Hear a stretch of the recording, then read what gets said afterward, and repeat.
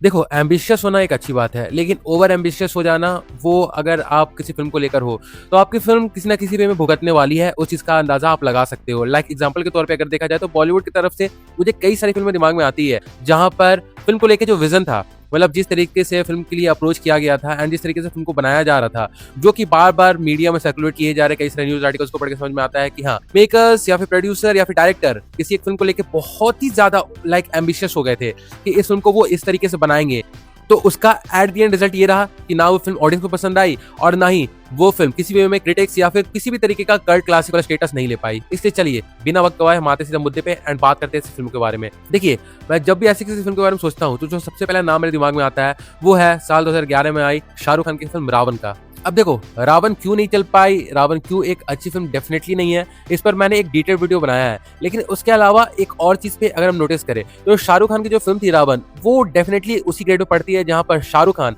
Totally went over ambitious for that film. Like हम ये तो समझते हैं कि बॉलीवुड में अगर किसी सुपर हीरो फ़िल्म को बनाया जा रहा है, तो उसके पीछे पागलपन तो दिखाना ही होगा। लाइक उस फ़िल्म की सीजीआई से लेके वीएफएक्स से लेके हर एक डिपार्टमेंट में लाइक किसी एक इंसान को ऐसे डूबना होगा कि उस फिल्म के बाद बॉलीवुड में लाइक सुपर हीरो फिल्म्स की जो डेफिनेशन चलती हुई आ रही है, वो टोटली चेंज हो जाए। बट इसी ओवर एम्बिशियस नेचर के चलते जो मूल कहानी होती है, जिस तरीके से स्क्रीन प्ले को बिल्ड किया जाना है, जो इमोशन फुलफिल करने हैं उस फिल्म में, उससे फिल्म भटक जाती है। एंड रावण के साथ भी वही हुआ, जहां पर अगर हम आज के टाइम पे भी देखें, तो आज के टाइम पे जिस तरीके से बॉलीवुड की फिल्में आती है जिसमें हम heavy work of VFX and CGI देखने को मिलता है, तो हम सीधा उस फिल्म का कंपैरिजन करते हैं 2011 की रावण के साथ, क्योंकि रावण में हमें डेफिनेटली ऐसे कई सारे मोमेंट्स देखने को मिले थे जो कि 2011 के लिमिटेशन के बावजूद भी एक नेक्स्ट लेवल सीजीआई और वीएफएक्स वाले काम को करके दिखाते हैं। बट वही केवल इसी चीज पे ओवर एम्बिशियस होने के चलते फिल्म एट द एंड सफर करती है एंड फिल्म बॉक्स ऑफिस पे उस तरीके से पुल नहीं दिखा पाती है जिस तरीके से Shahrukh Khan and multiple producers and multiple investors ने सोचा था। बट ये तो हो गई सिर्फ एक फिल्म की बात। अगर इसके बाद हम फिर से शाहरुख खान की किसी फिल्म की तरफ आए,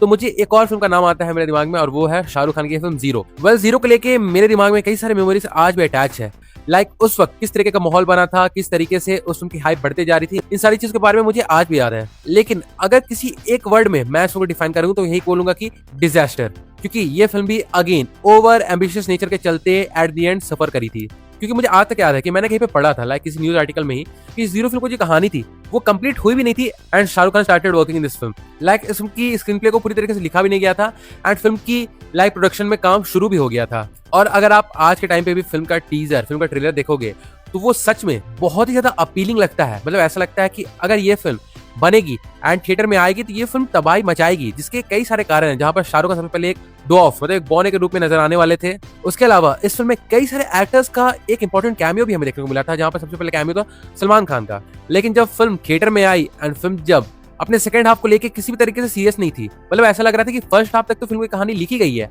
सोच समझ के लिखी गई है, लेकिन सेकंड हाफ में जाने के बाद फिल्म की कहानी को किस डायरेक्शन में ले जाना है वो समझ में नहीं आ रहा था। एंड फिल्म को वापस से इसी तरीके से दिखाया जा रहा था, जहां पर फिल्म का मेजर फोकस इस बात पे था कि देखो फिल्म को कितनी मेहनत से बनाया गया है, फिल्म पे कितने सारे पैसे खर्च किए गए हैं, फिल्म में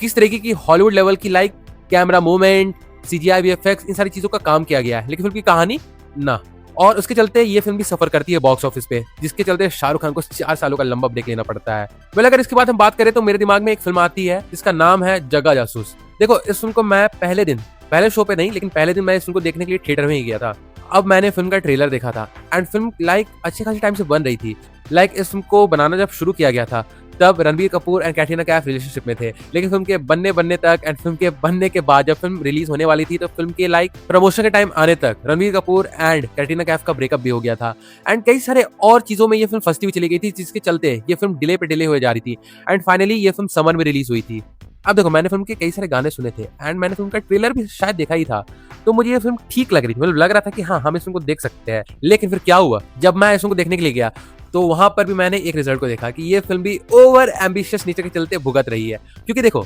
इस फिल्म के पीछे जो सबसे बड़ी मेहनत की गई थी या फिर जो सबसे बड़ा रिस्क लिया गया था वो ये था कि फिल्म में डायलॉग्स बहुत कम होंगे एंड फिल्म में जो हमें इमोशंस दिखाए जाएंगे वो होंगे किस तरीके से, गानों के थ्रू। और फिल्म के लिटरली हर एक सीन में आपको गाने सुनाई देंगे, जो कि मुझे याद है कि जब मैं इस फिल्म को थिएटर में देखने के लिए गया था तो मुश्किल से मुश्किल इस फिल्म को देखने के लिए 10 से 15 लोग आए होंगे। एंड स्टार्टिंग में तो लाइक मुझे हो या फिर लोगों को वो फिल्म में भी पसंद आ रही थी, मतलब मुझे तो पसंद आ रही थी एंड मे भी हो सकता है लोगों को भी पसंद आ रही हो, लेकिन फिल्म आगे जब बढ़ते जाती है एंड आपको मल्टीपल सीन्स में लाइक कन्वर्सेशन के अलावा या फिर कन्वर्सेशन के जगह पे आपको गाने सुनने के लिए मिलते हैं, तो वो एट टाइम्स इरिटेटिंग होते जा रहा था, खास करके इंटरवल के बाद से। एंड यही एक लौती चीज इस फिल्म को ले डूबी। मतलब मैं कहूँ तो हाँ, फिल्म का स्क्रीन प्ले ठीक ठाक था, लेकिन उस तरीके से वो कंसिस्टेंट नहीं था। लेकिन उसके अलावा जो गाने के जरिए कन्वर्सेशन को दिखाया जा रहा था, वो एट टाइम्स इरिटेटिंग होते होते होते होते इस लेवल तक पहुंच गया कि फिल्म अनबेयरेबल होने लगी। लेकिन मे भी हो सकता है कि आज के टाइम पे अगर कोई इंसान फिल्म को ओटीटी पे देखे तो वो उसे फिल्म पसंद आ सकती। बट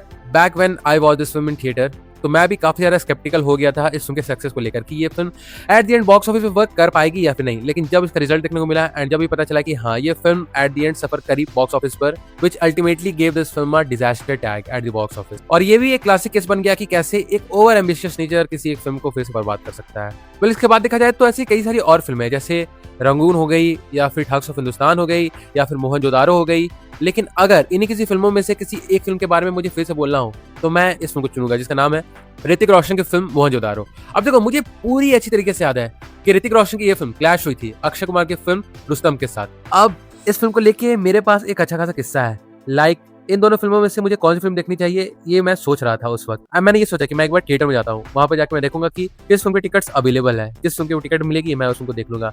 एंड मुझे अच्छी तरीके से याद है, मैं गया थिएटर में एंड मैंने जब पूछा कि रुस्तम की टिकट्स अवेलेबल है, तो वहां पर पता चला कि वो शो हाउसफुल चल रहा है। एंड शायद वो दिन था 15 अगस्त, जहां पर हम कह सकते हैं कि इंडिपेंडेंस डे होने के चलते थिएटर की ऑक्यूपेंसी बहुत अच्छी तरीके से चल रही थी, इसीलिए मुझे रुस्तम की टिकट्स नहीं मिली। तो मैंने सेकंड ऑप्शन चूज किया, जो कि था मोहनजोदारो। एंड मुझे आज भी याद है, मोहनजोदारो मेरी जिंदगी की पहली फिल्म थी जिसे मैंने अकेले जाकर सिनेमा हॉल में देखा था। अब मैंने भले मोहनजोदारो का कोई ट्रेलर नहीं देखा था, लेकिन मैं चला गया था, तो मैंने सोचा कि मैं ऐसे वापस तो नहीं आऊंगा, तो मैंने सोचा कि चलो मोहनजोदारो को ही देख लेता हूँ।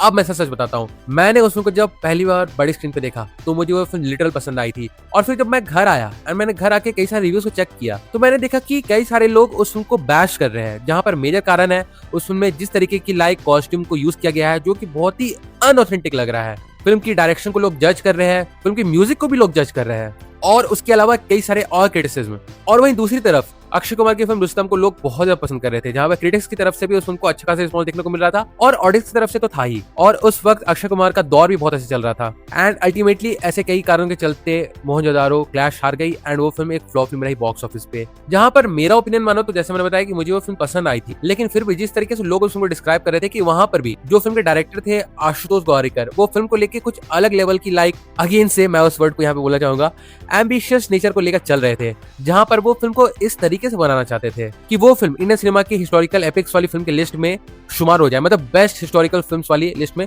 शुमार हो जाए। यहाँ पर आशुतोष गौरीकर ने ऐसी कुछ सारी फिल्मों को बनाया है जो कि ऑडियंस को बहुत ज्यादा पसंद आई है, जिसमें सबसे पहला नाम आता है मेरे दिमाग में जोधा अकबर। भले उस फिल्म को लेके लोगों का किसी भी तरीके का ओपिनियन हो उसके सब्जेक्ट को लेके, लेकिन वो फिल्म एक अच्छी फिल्म थी। लेकिन मोहनजोदारो के साथ चीजें उल्टी हो गई, जहां पर आप एक बहुत ही पुराने सिविलाइजेशन को लाइक उठा रहे हो, ठीक ना, तो आपके पास कई सारे ऑप्शंस है कि फिल्म में आप किस तरीके से अपनी कहानी को बिल्ड करने वाले हो। लेकिन अपने दिमाग को बहुत ज्यादा दौड़ाने की जगह आशुतोष गौरीकर ने उसी old typical Bollywood like trade को फॉलो किया। उन्होंने क्या किया एक्चुअली में, उन्होंने एक old and dated revenge romance वाले कहानी को फाइनलाइज कर दिया इस फिल्म के स्क्रिप्ट के लिए, जिसके चलते सबसे पहले ये फिल्म रोमांस में फंस गई एंड उसके बाद ये फिल्म रिवेंज में फंस गई, जिसके चलते इस फिल्म की जो फैसिनेटिंग कॉन्सेप्ट था इंडस वैली सिविलाइजेशन के अराउंड, उस चीज को ये फिल्म प्रॉपर्ली एक्सप्लोर नहीं कर पाती है। एंड आप खुद ही सोचो कि आपके सामने एक ऑप्शन रखा जा रहा है कि एक बहुत ही पुरानी फिल्म को बनाया जा रहा है, ठीक ना, जिसके बारे में हमारे पास कई सारे एविडेंसेस है, कई सारे रिसर्च किए जा चुके हैं, लेकिन फिल्म में आपको उस चीज को छोड़ के फिल्म की कहानी जो है वो रोमांस या फिर रिवेंज के अराउंड लाइक बुनी जा रही है, जहां पर चलो उस चीज से भी दिक्कत नहीं है, लेकिन फिल्म की पूरी एंटायरिटी उसी चीज के अराउंड लाइक रच दी गई है, जिसके चलते फिल्म हिस्टोरिकल एपिक होने के जगह एक रिवेंज या फिर रोमांस ड्रामा बन के रह जाती है। तो अल्टीमेटली ऑडियंस की तरफ से जो रिएक्शन देखने को मिलेगा वो ल्यूक वार्म ही होगा। एंड सेम इस फिल्म के साथ भी वही हुआ, जहां पर फिल्म का स्केल बहुत ही ग्रैंड था। फिल्म को लाइक 120 करोड़ के बजट में बनाया गया था। फिल्म में ऋतिक रोशन जैसे बड़े एक्टर थे एंड फिल्म की कहानी को हिस्टोरिकल एपिक वाली फील देने के लिए VFX और CGI का भी इस्तेमाल अच्छी तरीके से किया गया था, जहां पर मैं आज भी मानता हूं कि फिल्म के जो आखिरी के 20 मिनट थे वो फिल्म के बेस्ट पार्ट थे। लेकिन फिल्म को वहां तक जाने के लिए जिस तरीके से स्ट्रेच किया गया रिवेंज और रोमांस के अराउंड, उसके चलते ये फिल्म बहुत ही ज्यादा मे भी हो सकता है ऑडियंस को बोर करने लगी। लाइक जैसे मैंने बताया कि मुझे तो फिल्म पसंद आई थी एंड मैंने इस फिल्म को आज तक रिविजिट नहीं किया है, जहां पर मेरा ओपिनियन इस फिल्म को लेकर अभी चेंज हो जाए। लेकिन जिस तरीके से मेरे दिमाग में इस फिल्म को लेकर मेमोरी अभी तक लाइक कलेक्टेड है, तो उसे लेकर मैं ये सारी बातें बोल रहा हूँ। एंड मे भी इस कारण के चलते ये फिल्म भी at the end box office में फ्लॉप हो गई थी। पर इस फ़िल्म को लेके ये जो भी बातें मैंने कही है वो तो मेरा अपना एक पर्सनल ओपिनियन है। अगर आपने भी इस फ़िल्म को देखा है एंड आपको ये फ़िल्म उसके पहले वॉच में नहीं पसंद आई थी, तो आपको इस फ़िल्म में कई सारी कमियाँ क्या-क्या दिखी थी, उसे आप कमेंट सेक्शन में लिख के ज़रूर से बता सकते हो। और इसी बात के साथ चलिए मैं इस वीडियो को यहीं पे कंक्लूड करता हूँ। तो वेल अगर देखा जाए तो यही था मेरा एक ओवरऑल ओपिनियन इस पार्टिकुलर टॉपिक को लेके। यहाँ पर जो भी मुझे कहना था इस पार्टिकुलर टॉपिक को लेके वो तो मैंने कह दिया है। अगर इस बारे में आपका भी कुछ सोचना है, फिर लाइक आप भी कुछ कहना चाहते हो, तो डेफिनेटली से अपने व्यूज़ को आप कमेंट सेक्शन में लिख के ज़रूर से बता सकते हो। मैं फॉर श्योर जानना चाहूँगा कि इस बारे में आपके थॉट्स किस तरीके के हैं। So do drop your views in the comment section. और हाँ, बाकी फिर चलिए मिलते हैं बहुत जल्द एक और नए वीडियो के साथ, तब तक के लिए बाय।